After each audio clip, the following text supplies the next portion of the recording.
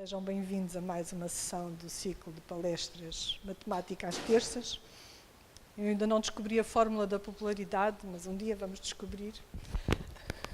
De qualquer forma, tenho muito gosto em ter connosco hoje a professora Lourdes Figueiral, que nos vai falar de proporções na arquitetura. Mas antes de falar nas proporções da arquitetura, deixem-me dizer apenas algumas palavras. A professora Lourdes Figueiral é professora de matemática há muitos anos, não vamos dizer quantos, pois não? Mais de 30. Mais de 30. É licenciada em matemática e fez um mestrado precisamente nas relações de matemática com a arquitetura. Tem trabalho em diversas áreas de investigação no ensino da matemática. É, atualmente, desde 2012, se não me engano, presidente da Associação dos Professores de Matemática e é membro do Conselho Nacional de Educação. Para além disso, é uma querida amiga que hoje nos vai falar sobre a forma justa das proporções da arquitetura. Obrigada, Lourdes.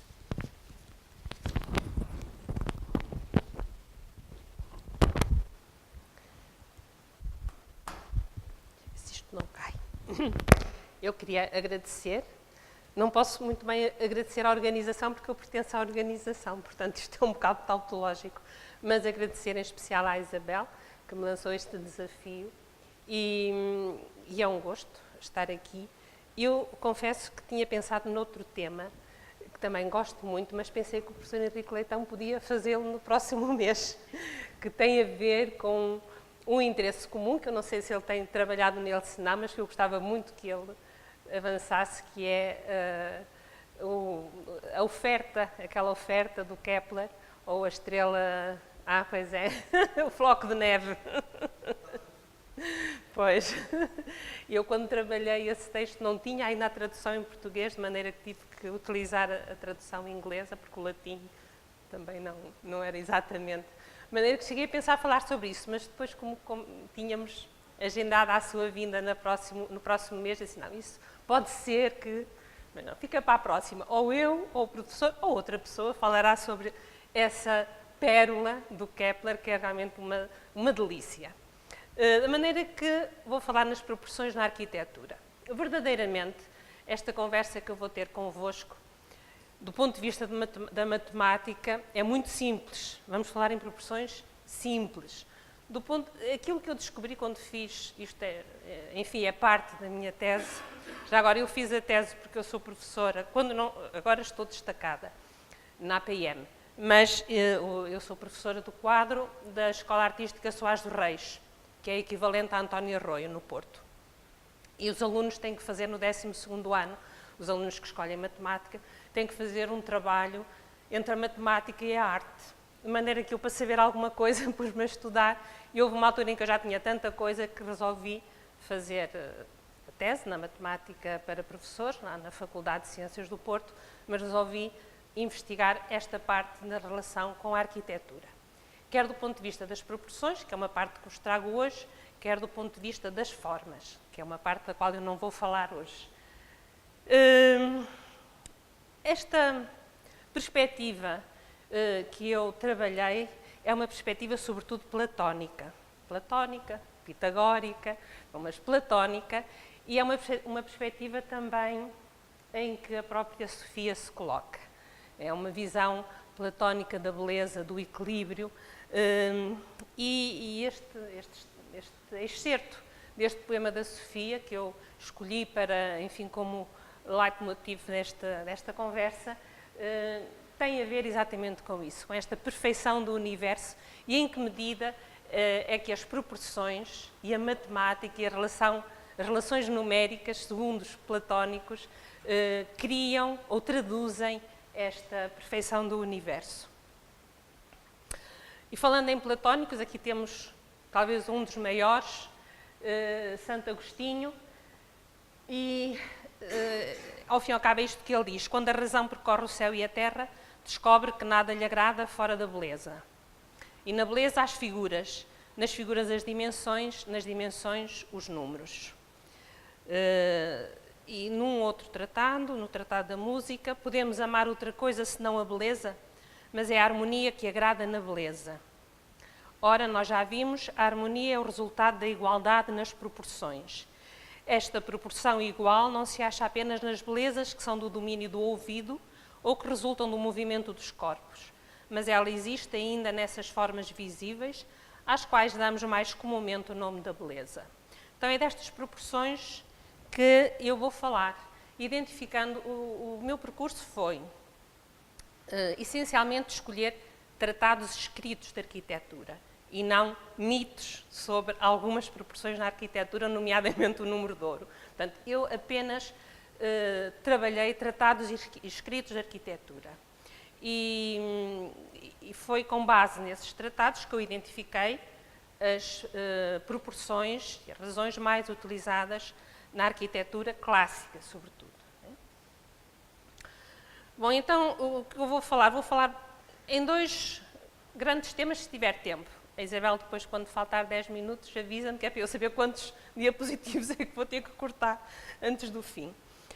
Da proporção, de uma maneira geral, né, os cânones, a importância dos cânones no classicismo, as proporções em Pitágoras, nomeadamente a relação com a música, e nos 3 tratados de arquitetura que eu estudei, Vitrúvio, Alberti e Palladio.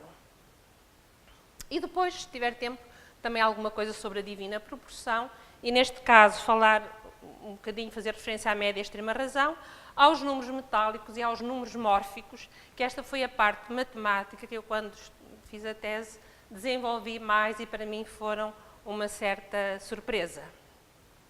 Portanto, gostava de chegar lá, nem que seja só para dar um apontamentozinho.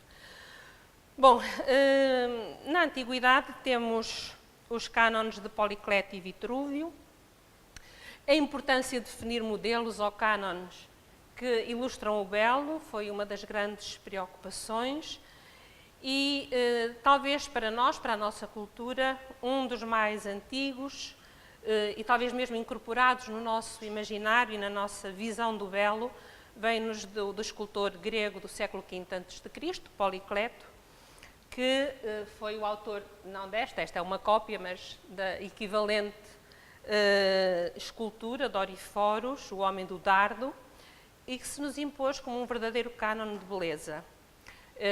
Pelas suas proporções, nós mais à frente vou-vos mostrar um teste que foi feito acerca desta figura, não só pelas suas proporções, mas como diz também Sofia neste texto lindíssimo que ela tem num dos seus livros, o Nu na Antiguidade Clássica, pela beleza de cada elemento em si, como se um dedo ou uma mão ou um braço, por si só, tivessem a beleza suficiente, tivessem inteireza suficiente para revelar a beleza. E Vitrúvio, esta é a imagem que escolhemos para este encontro, o Homem de Vitrúvio. Vitrúvio, este é o Homem de Vitrúvio desenhado por Leonardo, salienta, sobretudo, no tratado que eu trabalhei, o seu tratado de arquitetura, salienta a composição dos elementos, a harmonia da composição dos elementos. E é com e em relação a esta proporção dos elementos, que ele também na sua obra vai explicitar, que depois ao longo dos anos foram feitas muitas ilustrações sobre este homem bem figuratus, este homem de Vitrúvio, da qual talvez a mais célebre seja certamente a Leonardo da Vinci. Bom, isto para referir a importância dos cânones. Em relação à tradição pitagórica, dessa tradição chegaram até nós, sobretudo, as proporções relacionadas com a teoria musical, assente naqueles intervalos que eram agradáveis ao ouvido.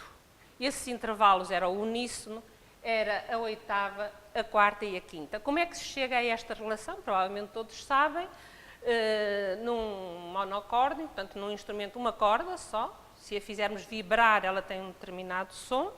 Se isto é o mesmo princípio que qualquer instrumento de cordas tem, não é? Se premirmos metade do comprimento da corda, ela toca uma oitava acima, E porquê é que é 2 sobre 1? Porque metade do comprimento dá o dobro das vibrações por segundo, ou por unidade de tempo. Então, a relação 2 para 1 significa a oitava. Se primirmos um terço,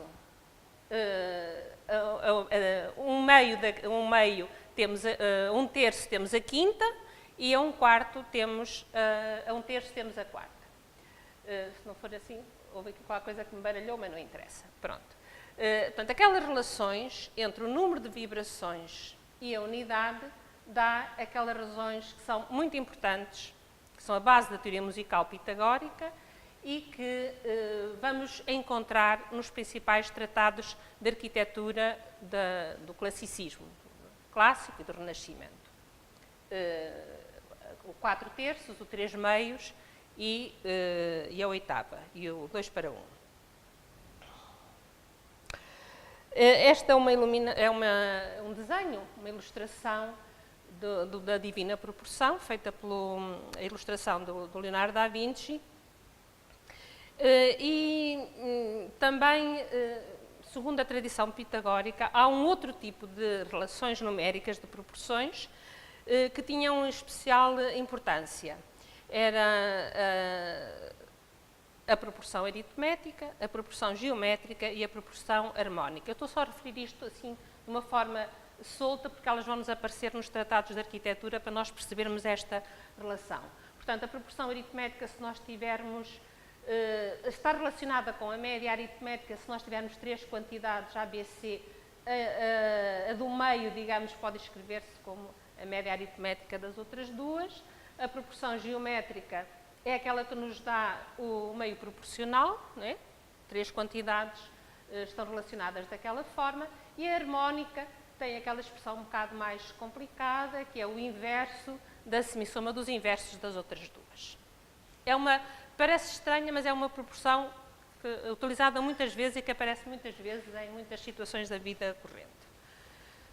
Finalmente, há alguns retângulos significativos para as proporções na arquitetura e que aparecem e que nos dão as proporções exatamente dos livros, dos tratados de Vitrúvio, de Alberti e de Palladio.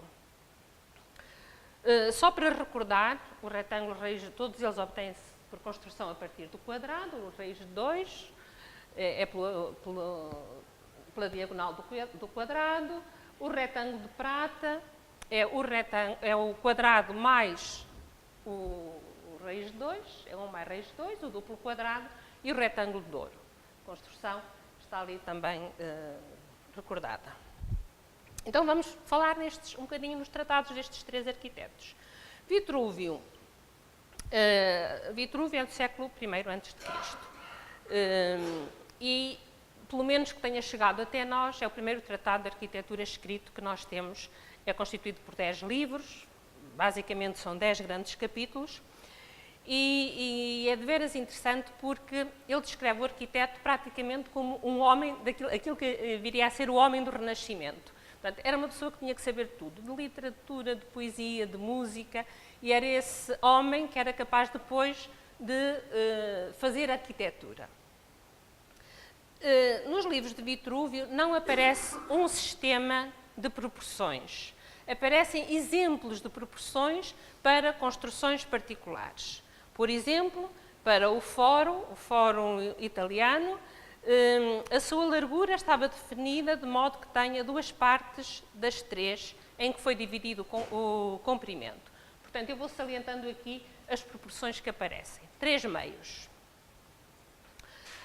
A largura e o comprimento dos átrios, agora os átrios, regulam-se de 3 maneiras.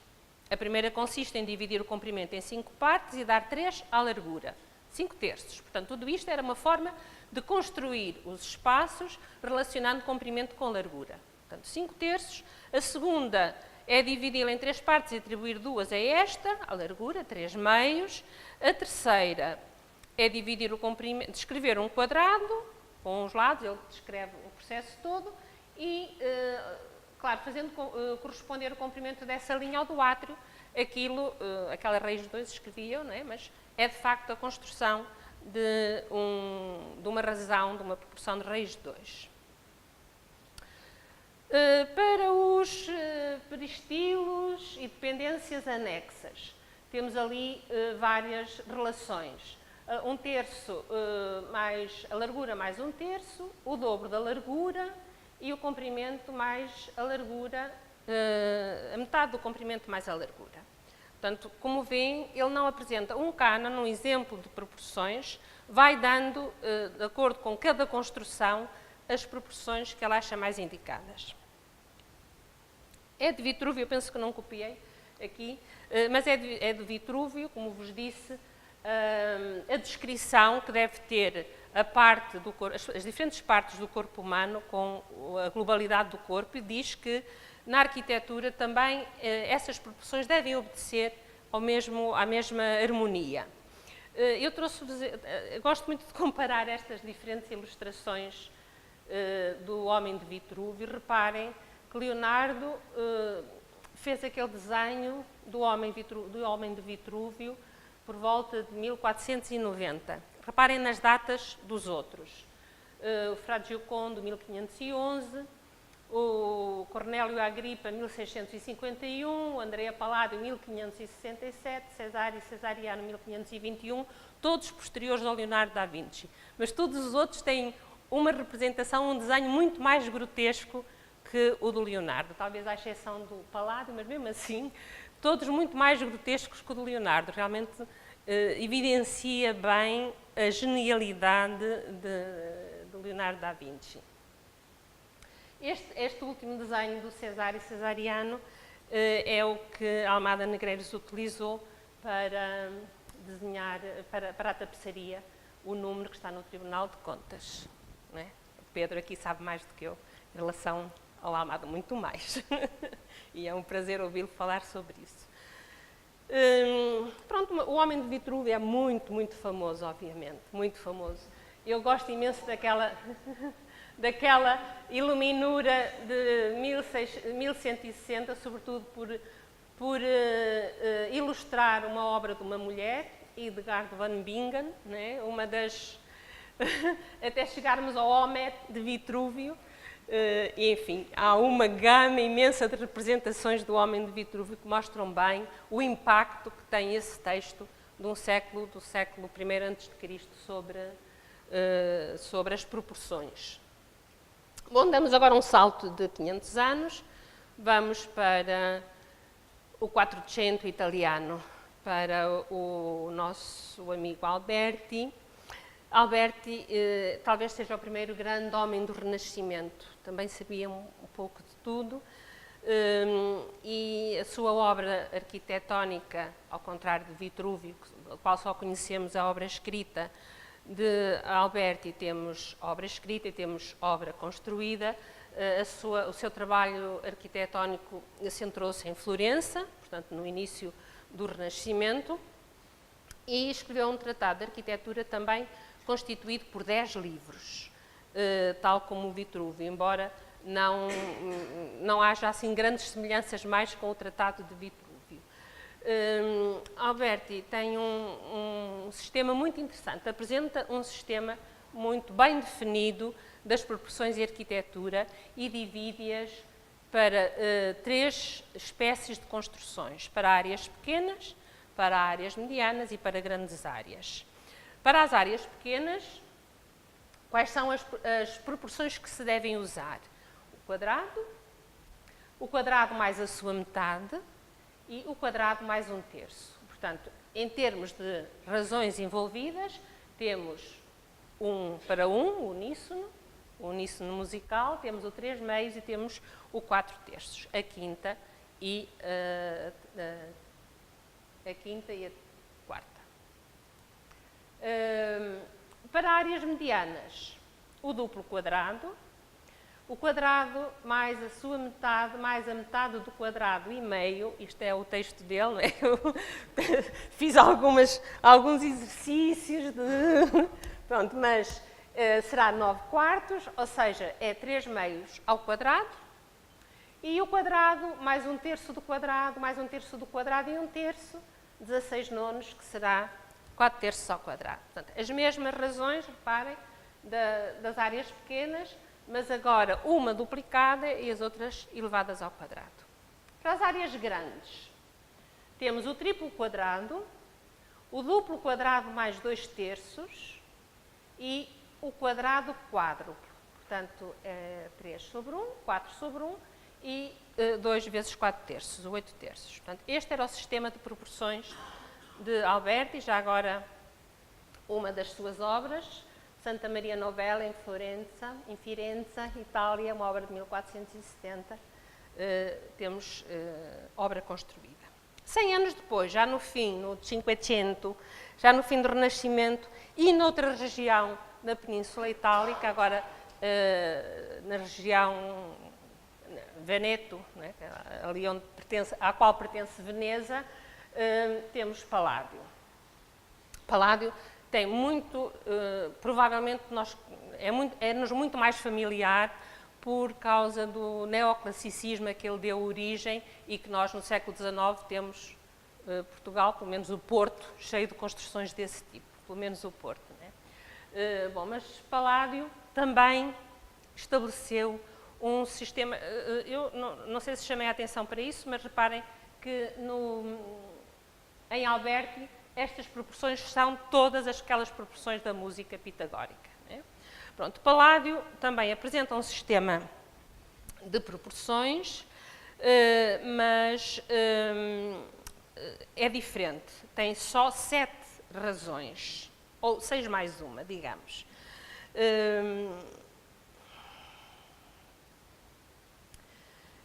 E diz assim, as obras que eu utilizei do Alberti, na altura, agora já há uma tradução em português do Alberti, quando eu fiz a tese ainda não havia, e do Paládio também não conheço nenhuma tradução em português, portanto consultei o fundo dos livros antigos em castelhano e utilizei 2 edições castelhanas antigas, porque era a língua que eu, apesar de tudo, podia decifrar mais facilmente.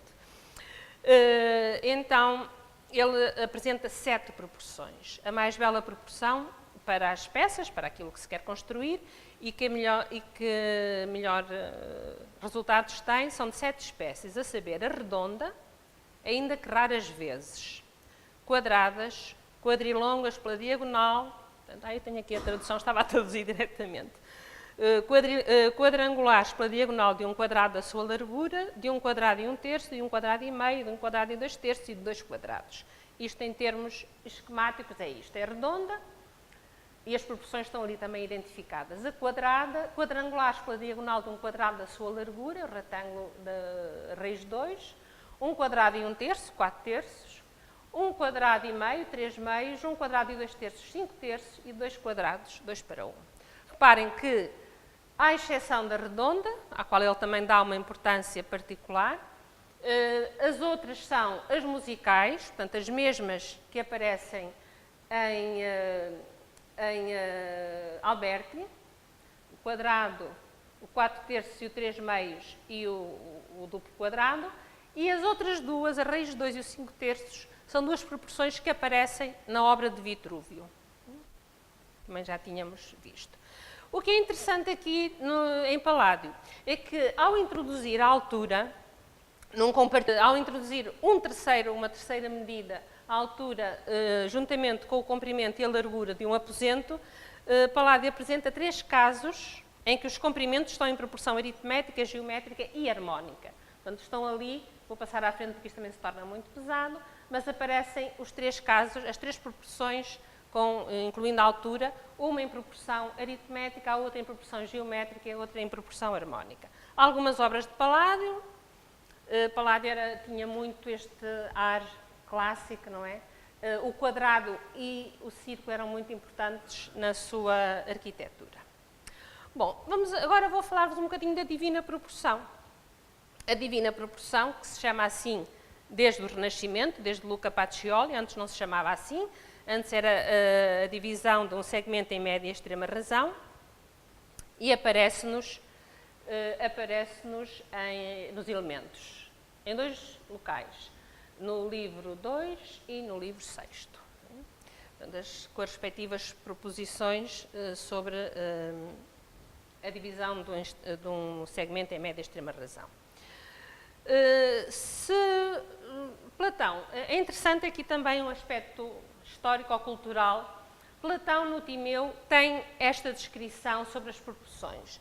É impossível que dois termos formem sós uma composição completa sem um terceiro, pois é preciso que no meio deles haja uma ligação que os aproxime, por aí fora.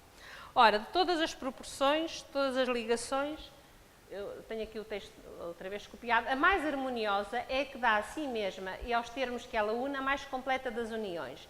E aquela é a progressão que naturalmente a realiza de maneira mais harmoniosa, pois quando de 3 números ou áreas, portanto, esta é uma proporção normal, mas Platão diz que esta é mais importante, é mais perfeita, porque tem 3 números, enquanto a outra tinha 4 quantidades, é uma proporção entre 4 quantidades, esta tem só 3, portanto, esta é mais perfeita. Quando de 3 números ou áreas ou sólidos quaisquer, o do meio é tal que o primeiro é em relação a ele, o que é ele em relação ao último, e inversamente, o que o último é em relação ao médio, o médio sei lá quanto ao primeiro. Portanto, obviamente, que o que temos aqui é o meio proporcional, né?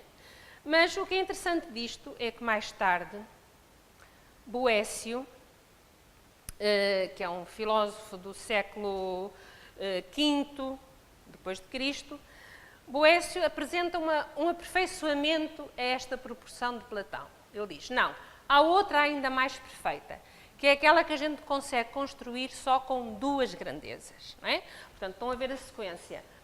Uma proporção é uma medida da beleza, digamos assim, com 4 quantidades. Platão considera que se usarmos só 3, ela representa melhor, é uma beleza mais completa, e Boécio faz aquele artifício de utilizar só 2 grandezas. Ora, aquela proporção está exatamente... representa exatamente a proporção de média e extrema razão. E porquê que Boécio depois dá uma justificação sobre isto? Diz que quanto mais nós conseguirmos aproximar-nos da unidade, que representa a divindade, mais perfeita é o trabalho. Portanto, aquilo que nós conseguimos aproximar ao máximo é uma proporção só com 2 grandezas. Portanto, esta é a mais perfeita e esta vai representar aquilo que mais tarde devemos chamar divina proporção.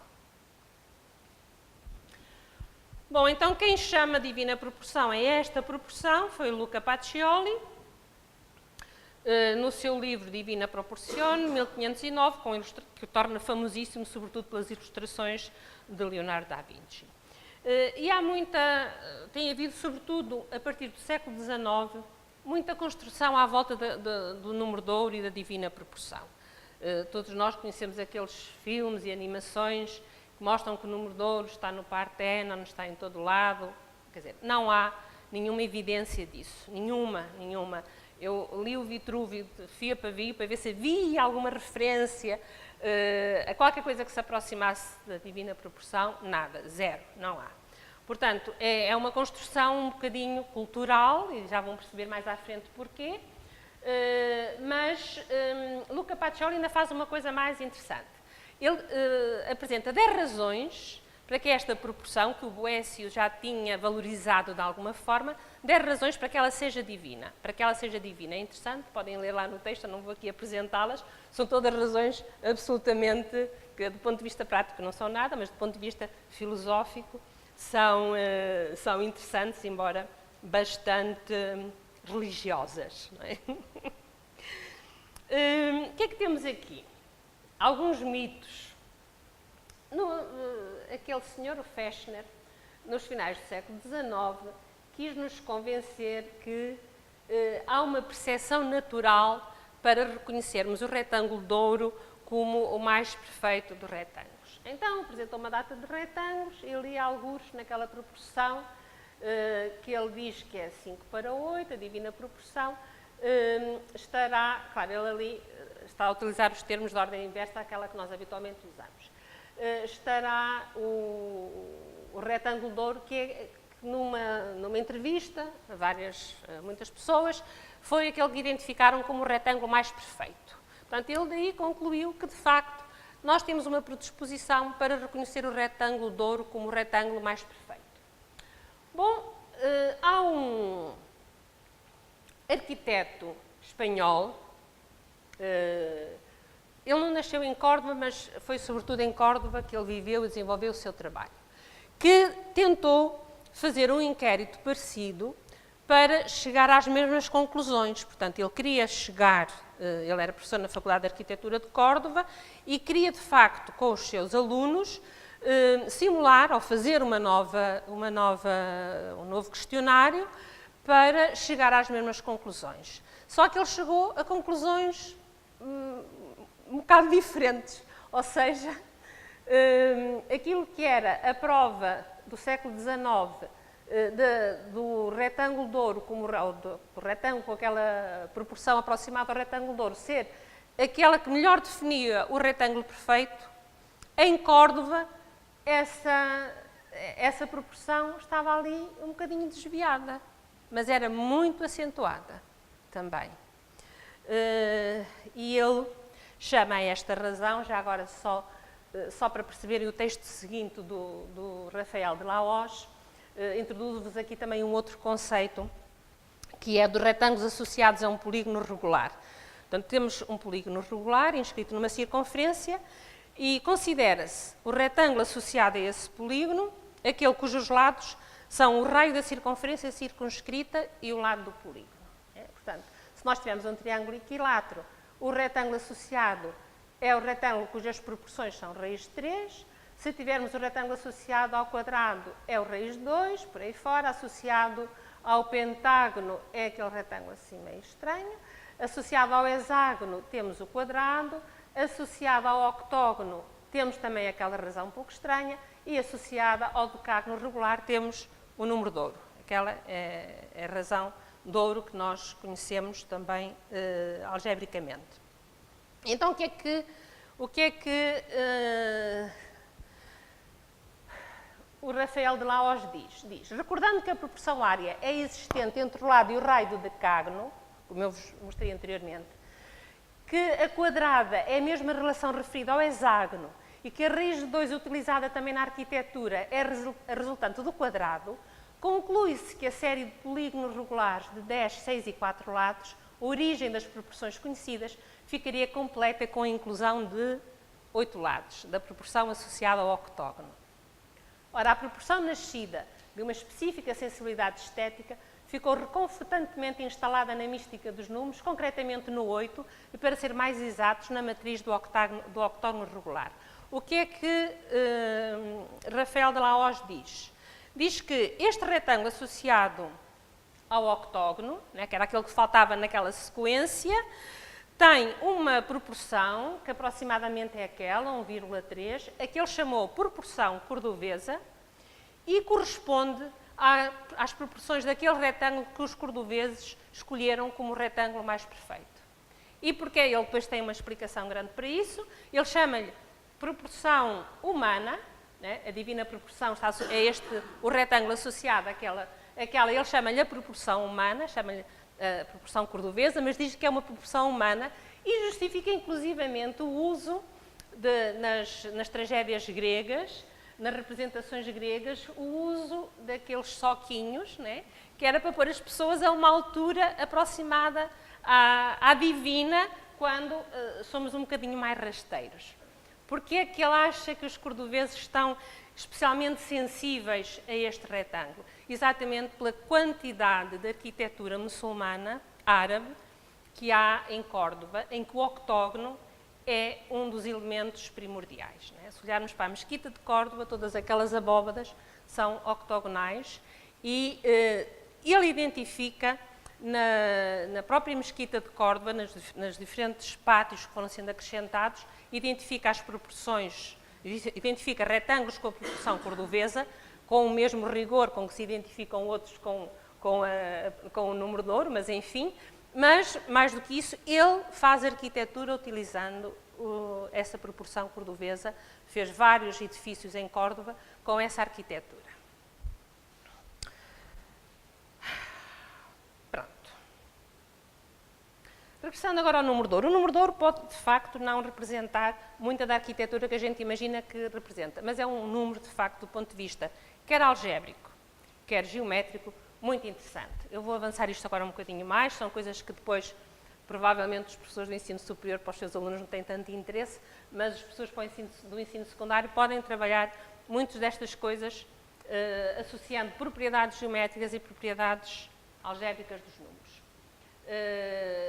Portanto, esta tem a ver com a relação do pentágono, a segunda diagonal do pentágono, que neste caso também é conhecido com a primeira, e o triângulo. Portanto, aqui está tudo cheio de relações do número de ouro. E aqui vamos ao tal teste. Temos ali 3 representações do Doryphorus, do Policleto. E houve uma equipa, isto foi um estudo publicado no Life Science em novembro de 2007, foi realizado por investigadores do Departamento de Neurociência da Universidade de Parma e de Neuroimagem do Laboratório da Universidade de Roma. O artigo intitulava-se The Golden Beauty, Brain Response to Classical and Renaissance Sculptures. E apresentava estas 3 representações e perguntava qual achamos a mais harmoniosa. Respostas. Olhem bem para elas e digam qual acham mais harmoniosa. Definitivamente, a da esquerda não. Definitivamente a do meio. Bom, resultados do inquérito, 100% dos inquiridos consideraram a imagem central a mais bela e 64% dos inquiridos consideraram a imagem da esquerda a mais feia. Definitivamente não. A gente não sabe o que é que um pigmeu da Austrália poderá dizer em relação à beleza daquelas figuras, não é? Pronto. Aqui há 2 questões. Isto não justifica nada em relação ao número de ouro, porque não há nenhuma evidência que o Doryphorus do Policleto responda às proporções de ouro, não há nenhuma. Portanto, há de facto ali uma proporção que nos serve de cânon desde 500 anos antes de Cristo. Portanto, nós vivemos há 2500 anos, toda a cultura à nossa volta se baseia na beleza daquela proporção, de uma forma ou de outra. Portanto, aquilo que as nossas respostas sensoriais àquela proporção têm um grande banho cultural, obviamente, não é? Mas é interessante que nós identificamos proporções mais harmoniosas que outras e tem essas raízes. Bom, 2 aspectos ainda que eu queria referir em relação ao número de ouro, à divina proporção. Tem a ver com 2 famílias de números que são... O interessante disto não é muita matemática que tem, é muita cultura matemática que geram. Se o número de ouro é ou não é, está ou não está, quer dizer, isso são questões do ponto de vista matemático que não têm muito interesse. O que tem interesse é o que revelam da cultura matemática de uma sociedade. E já agora, porque é que no século XIX há um surgimento da necessidade da divina proporção, de apresentar o número de ouro em tudo e mais alguma coisa? Provavelmente, eu li também alguns artigos sobre isso, claro que nós no Renascimento tínhamos o homem no centro, mas depois do Iluminismo o homem saiu do centro, né, da cultura e da percepção, da cosmovisão. Né? Nós passamos a olhar de outra maneira para o cosmos. E no século XIX, finais do século XIX, há como que uma recuperação das proporções do corpo humano, das proporções humanas, e por isso há esta revalorização tão grande também a vários níveis do número de ouro. Bom, mas do ponto de vista matemático, que é o que nos interessa, o interesse deste número está relacionado com 2 famílias de números. E um é os números metálicos. Os números metálicos foram assim chamados e apresentados em 1995 por uma argentina, Vera Spinadel, que era simultaneamente matemática e arquiteta. E são definidas como as soluções positivas e maiores do que 1 das equações quadráticas daquele tipo. X² menos AX menos B igual a 0. Fixando aqueles parâmetros, o B e o A, nós obtemos diferentes números metálicos. Ora, para o B igual a 1 e para o A igual a 1, temos o número de ouro. Pronto. Mas para o B igual a 1 e para o A igual a 2, obtemos uma outra equação, x² menos 2x menos 1, cuja solução positiva é aquele número, 1 mais raiz de 2, que corresponde àquele retângulo de prata que nós tínhamos visto antes. Portanto, aquele é o número de prata. Fazendo variar estes parâmetros para valores razoáveis do ponto de vista da aplicação à arquitetura, ela identificou outros números, o número de cobre, o número de níquel, por aí fora. Mas eu vou ficar só por estes dois. Temos aplicações geométricas imediatamente associadas ao retângulo de ouro e ao retângulo de prata. Estão associadas também, como já vimos, o retângulo de ouro estava associado ao decágono, mas também está associado ao pentágono através da segunda diagonal, e o retângulo de prata continua associado ao octógono através daquele retângulo ali feita pela segunda diagonal do octógono regular. Bom, outras propriedades, eu vou andar por aqui fora, isto tem a ver simplesmente com o resultado da resolução da equação. Há aqui uma propriedade importante dos números metálicos. São limite das razões de termos consecutivos da sucessão recorrente, daquele género, que é uma sucessão generalizada do tipo Fibonacci. Portanto, quando aquele m é 1, aquilo é a sucessão de Fibonacci. Portanto, os números metálicos são limites das razões de termos. Se nós pegarmos em dois termos consecutivos, se formarmos uma sucessão com a razão de dois termos consecutivos de uma sucessão daquele tipo, o limite vai ser um número metálico. Isto aplicado ao número de ouro, imaginem que nós fazemos uma sucessão dos termos 1, 2, 3, 5, 8 daquela forma, temos uma sucessão, neste caso crescente, que vai tender para o número de ouro. Se formarmos aquela sucessão decrescente, utilizando termos consecutivos, mas começando no 2, temos também uma sucessão que vai tender para o número de ouro. Porquê é que eu escolhi estas duas sucessões? Não foi por acaso, foi porque são os primeiros números destas sucessões, são aquelas que aparecem na série rosa e na série azul do módulo ouro do Corbusier. Está bem? Portanto, vou fazer referência a isso também um bocadinho mais à frente. Pronto. No caso da outra família, em que o número de ouro também é um dos elementos destacados, são os números mórficos. Já ouviram falar? Não. Que bom. Ui, desculpa. Os números mórficos, só há 2, e o número de ouro é um deles. E já houve quem provasse que só havia 2, que é sempre uma coisa que os alunos perguntam: professora, como é que é possível provar isso? Deve ser difícil provar que só há 2, mas, pelos vistos, está provado que só há 2. É o número de ouro e o número plástico. Não é de plástico. Portanto, os números mórficos respondem à seguinte questão. Portanto, reparem, o número de ouro, por ser solução daquela equação x ao quadrado menos x menos 1, aquele primeiro x agora apareceu maiúsculo, mas foi alguma correção automática que ele fez.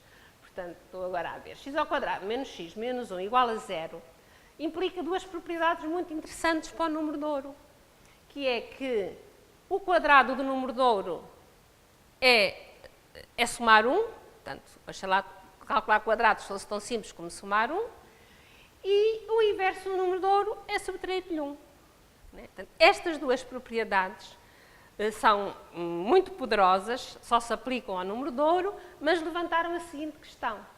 E para que números reais, P é maior que 1, existem números naturais m e n, de modo que esse número mais 1 seja uma potência dele próprio, e menos 1 seja uma potência do inverso dele próprio. Portanto, a pergunta é esta.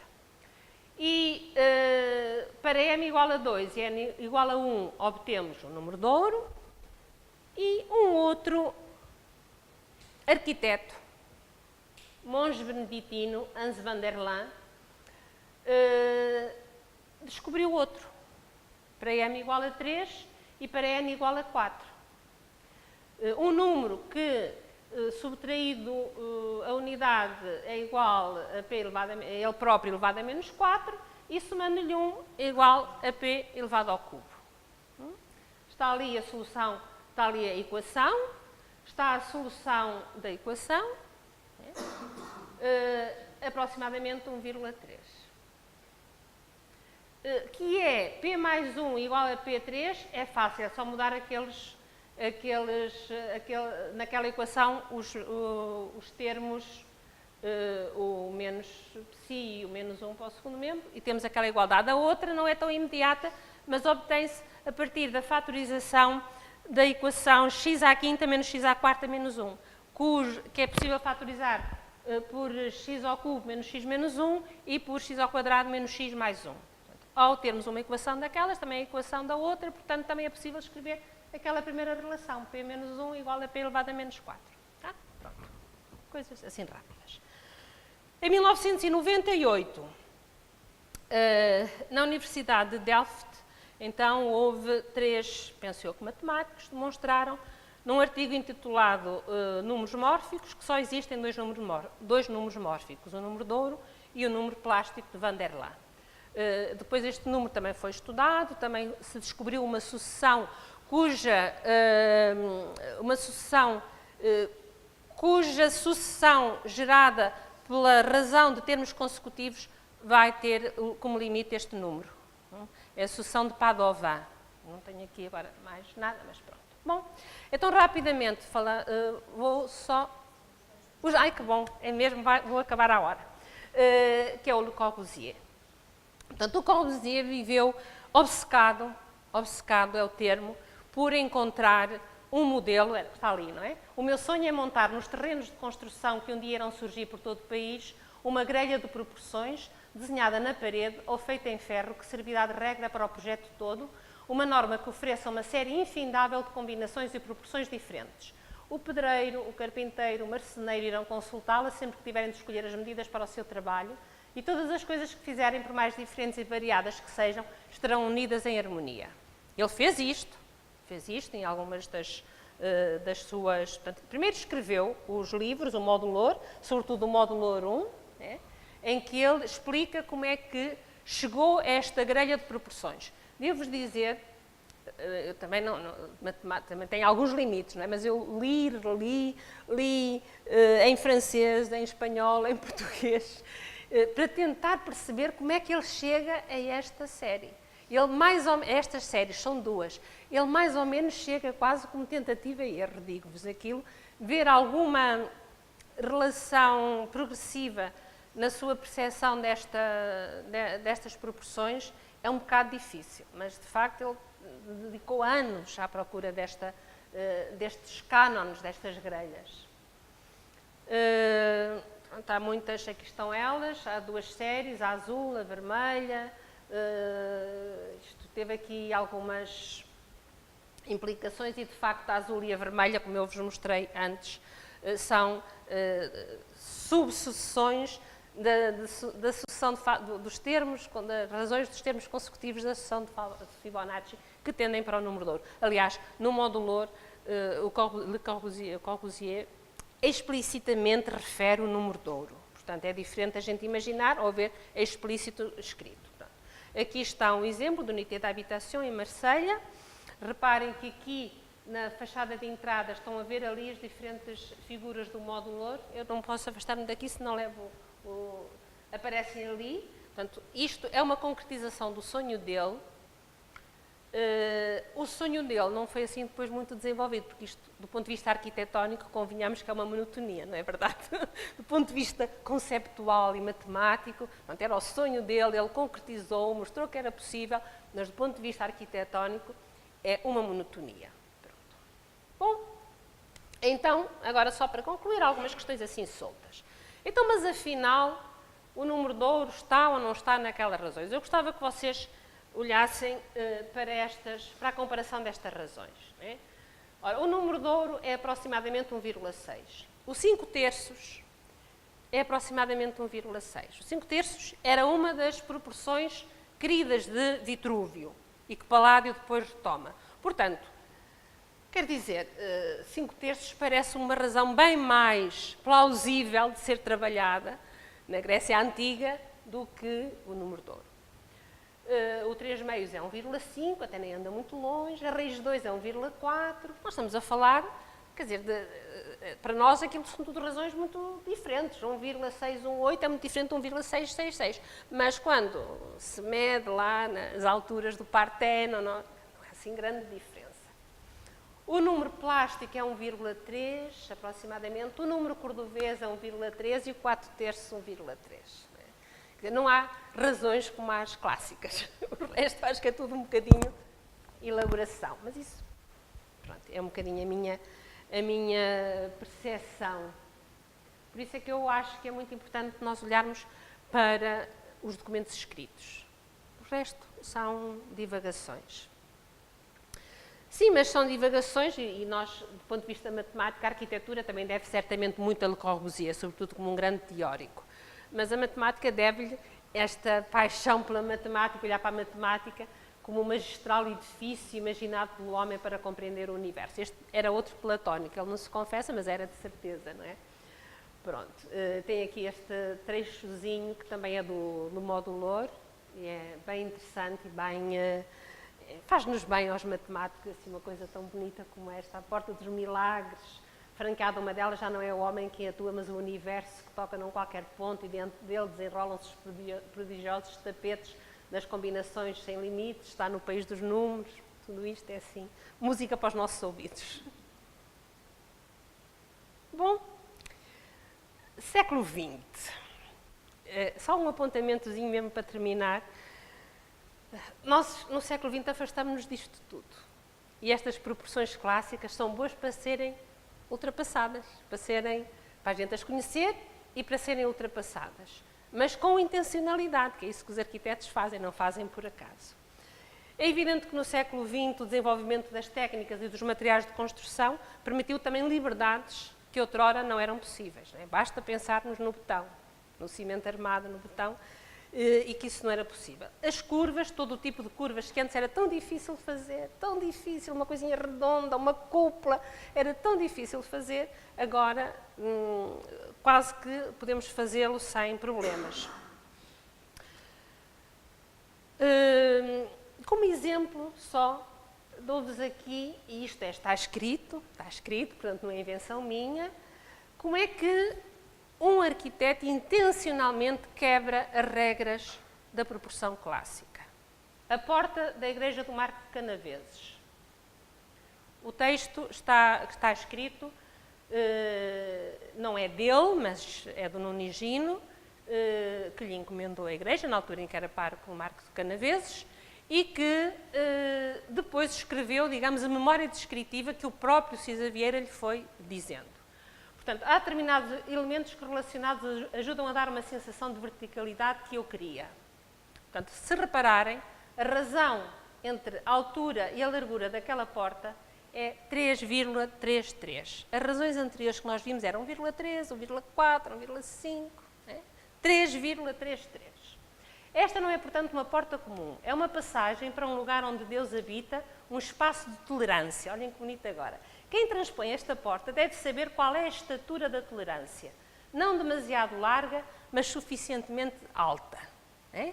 Quer dizer, o que eu acho bonito nisto é pegarmos nos cânones, ultrapassá-los, desrespeitá-los, mas com intencionalidades muito bem claras, muito bem definidas, que, claro, ele escreve isto e a gente não, quando entra naquela porta, não pensa nisso. Mas há ali um sentimento, de facto, de verticalidade impressionante. E outro sobre esta janelinha aqui assim, do lado da fachada sudoeste. Uma enorme parede branca, retangular, com uma fresta estreita e horizontal ao fundo. Eis a fachada sudoeste. Esta parede revela e esconde a verdade, descendo lá do alto até repousar a uma altura que convém ao homem. Não para que ele a possua, mas para que participe dela. A verdade despojada e inteira por aí fora. É engraçado, quem está dentro da igreja, aquela frecha quem está dentro da igreja sentado, aquela frecha está ao nível dos olhos. Portanto, está dentro da igreja e vê a paisagem que está daquele lado, que não é uma paisagem muito rural e muito natural. E pronto, depois a geometria que até agora vimos retângulos e quadrados, deixa de estar limitado aos retângulos e às figuras simétricas. O estudo das formas geométricas agora, que pode inspirar uma obra arquitetónica, é ilimitado, tanto quanto a criatividade e a ousadia. Estão ali alguns exemplos. Superfícies curvas, cheias de movimento, contrastam com poliédricas formas, como estas da Casa da Música, muito angulosas, muito... no século XX, nos últimos 100 anos, podemos encontrar coisas como as obras de Gaudí tão rebuscadas e tão ornamentadas, ou então a linearidade, a simplicidade do Mies van der Rohe, não é? Aquela simplicidade absolutamente essencial. Podemos encontrar verticalidade, planura, muita gente, isolamento, solidão. Podemos encontrar linhas retas, curvas rigorosas, traçadas quase a reta esquadro, não é? Planos e superfícies.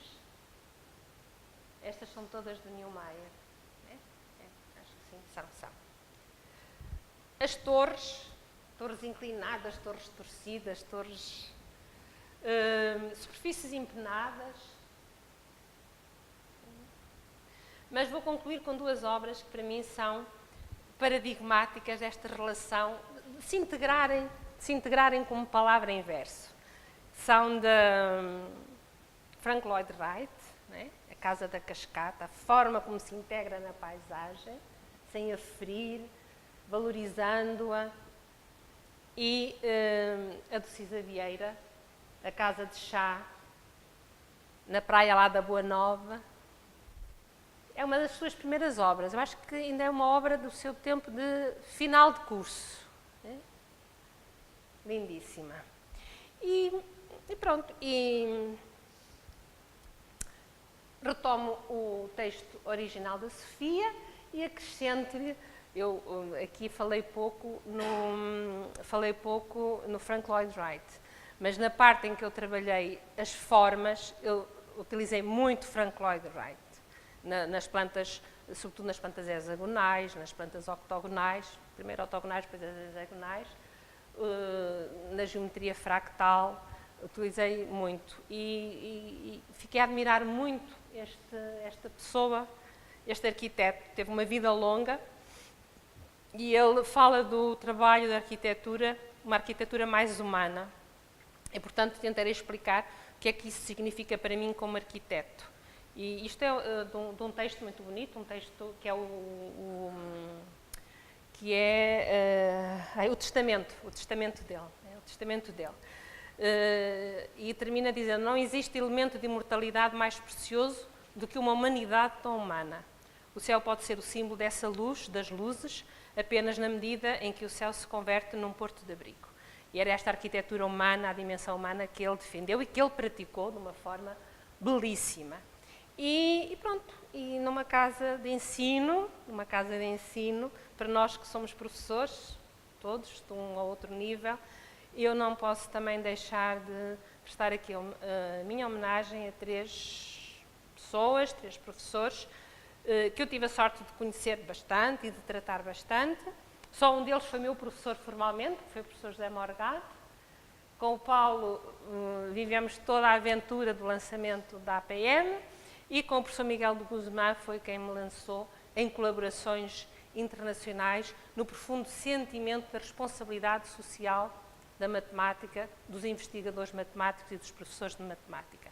Foi uma pessoa que eu, num projeto que ele coordenava, pude estar um mês e tal em Caracas, né? Agora recordo de uma forma, isto já foi há 12 anos ou mais, e já na altura as coisas eram muito difíceis, portanto recordo cada vez mais isso, e essa perspectiva da solidariedade social, da responsabilidade social do professor de matemática e do investigador de matemática, foi algo que a mim me chamou sempre muita atenção desde os meus primeiros contactos com o professor Miguel de Guzmán nos ICMIs e nos ICMES, por onde eu pude passar na altura.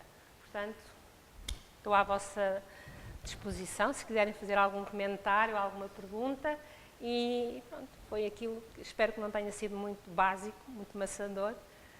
Do ponto de vista matemático, como vos disse, não tinha nada de especial. Para mim, a revelação foi a dimensão cultural deste conhecimento. Obrigada.